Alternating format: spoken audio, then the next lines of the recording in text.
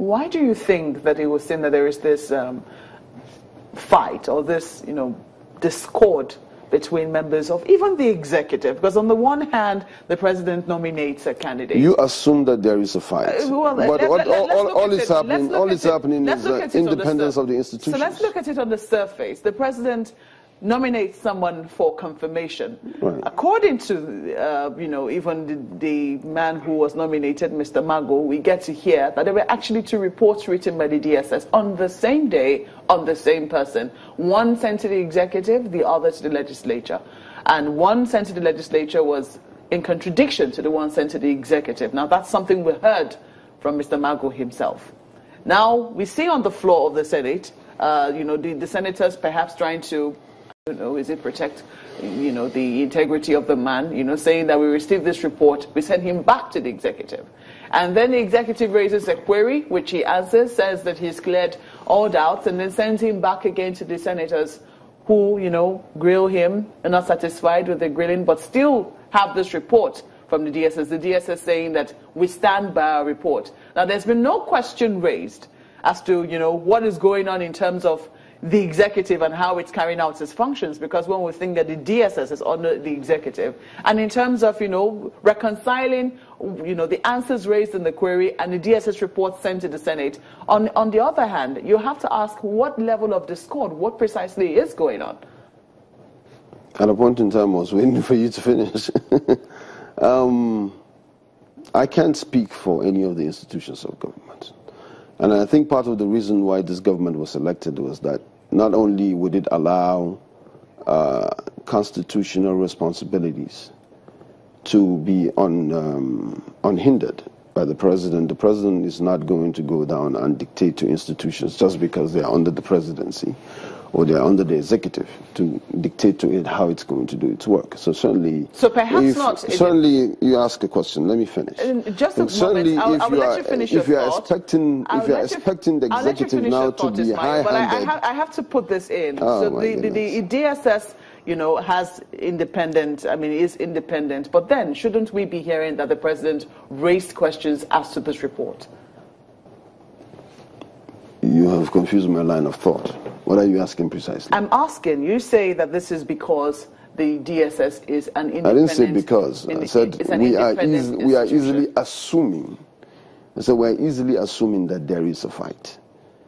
What if there is non-interference by the president of any institutions of government, be it under the executive or anything?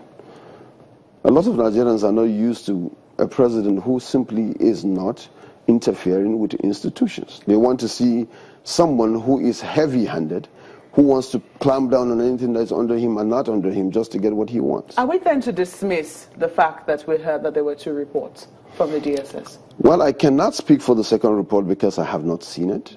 I know the one that is in public is the one that was written to the Senate, to the Clerk of the National Assembly. I personally have not seen any report, either in public or anywhere, of the other report that was written to the executive, so I cannot comment on that. But would we then dismiss what Mr. Mago said? Because why would you dismiss something he said? What he said, what he raised it in connection with was that the DSS was not a credible institution. Did he say that? He did, on the floor of the Senate. I didn't hear that. I can't comment. Well, he did. So how would you, should we then dismiss it on the basis of that? Certainly, I don't think it's right to say that the DSS is not a credible institution. If he said it, I don't think I wouldn't agree with that. But in your opinion, in terms of perception, do you think that, how things are working right now is how they should work? I think they can be better. There's no doubt about it. We could have more collaboration, especially with the National Assembly. We should seek for more partnership. Let me tell you what I think is absolutely true, though. What is absolutely true is that the president is a stickler for rules and rights. He understands the constitutional role of every arm of government. He respects it. He has the greatest respect for the National Assembly as an institution created by law, just like his office is created by law. And he also understands and respects senators who are elected, just like he was elected. There's no doubt about it. Is there going to be a smooth sail? That's what we had hoped for.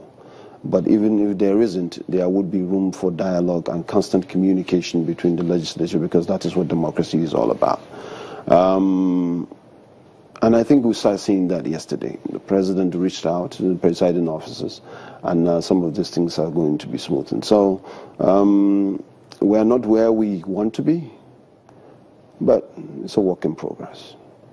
Well, some people will call to question the president's respect, because if you listen to part one of our conversation with Mr. Godwin Wazirike, it would seem that, part of the problems that quite a number of people have with this administration is that they have not been respecting some court judgments, and they believe that unless a court judgment is contested at a higher court perhaps, a subsisting court judgment persists.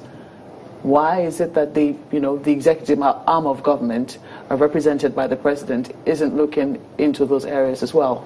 I think it is. I think because I don't have a lot of facts on most of these allegations that people make, I wouldn't want to comment too much on it, because I believe that when there is a legal room for something to happen, it will happen. I don't think the executive will do certain things that are outrightly illegal.